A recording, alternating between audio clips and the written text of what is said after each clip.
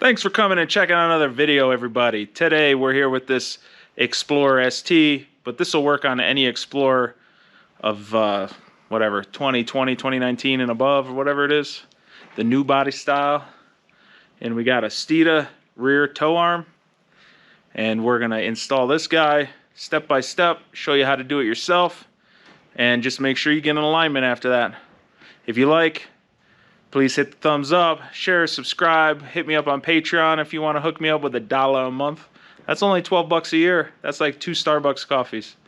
Anyways, let's get into this.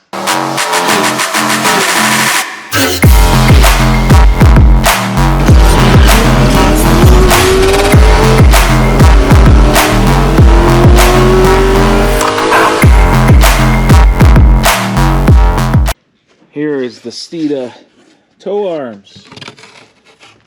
The part number 5554118.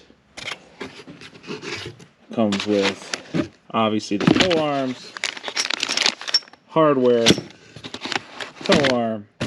They didn't send a sticker. Cheap bastards. Jack up the car. We don't actually need to take the wheel off for this job because here's the arm right there. This one. So see, it's just stamped metal, so it flexes a lot. And that's pretty much why you would want to move to this, because this one is adjustable, but this is flimsy. So once you start beating on it, it flexes. This bolt here is an 18. The nut on the other side is a 21. So we're going to remove that bolt.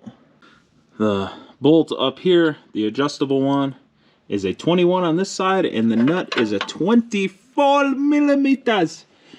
24 is pretty big. For this one, you're going to hold the 21 in its place, and you're going to spin the nut, which is a 24, because otherwise this thing's going to be wobbling around and stuff. You don't want that. So this thing's still stuck in here. Take you a little pry bar, and you're going to pry this guy out of the vehicle. And then we can get to setting and installing the new one. To get these things set up, first you're going to take these nuts, you're going to spin them all the way to the inside here. So this one this way, this one this way. Then you're going to close it all the way. You're going to rotate this in until it touches. Put a bolt through the factory one and the new one, so that position's locked.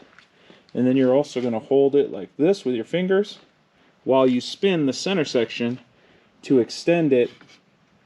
You want to extend it to where these holes line up here. We have this here. I extended this to get the holes to line up. One problem.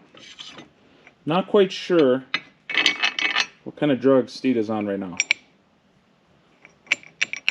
Doesn't fit through. So I had to drill it out with a step bit here in order to get this to go through. Once I drilled it, it fit up here fine. Now that I drilled it, we have this bolt. This is the right length, and this bolt goes through. So now I'm going to take these.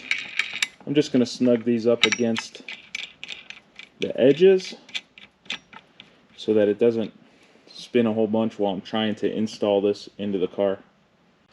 You're going to need a pry bar to open up these jaws a little bit.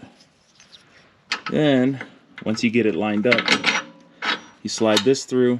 This box here gets rid of the factory adjustments. Mount this hole so that it's more towards the outside of the car, which means we'll be able to shorten this as much as possible during the alignment. We'll just pop this guy in, put the other plate on this side, and then put the nut on loose. You're either going to put this vehicle on the ground, or you're going to jack up the control arm until the body starts moving off your pads. Most of you are probably doing this on the floor. But now that we have this all tensioned, we're going to torque down these guys and these guys here. This is a 14 millimeter hex And then the factory bolts here, 18, 21. And then this, I believe, is still the same 24. Once you're all tightened down, just, I guess, brake clean it up if you want.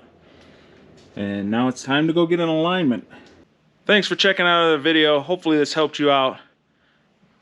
Do this yourself. It's easy. Anyways, like, share, subscribe. Till next time, wrench on.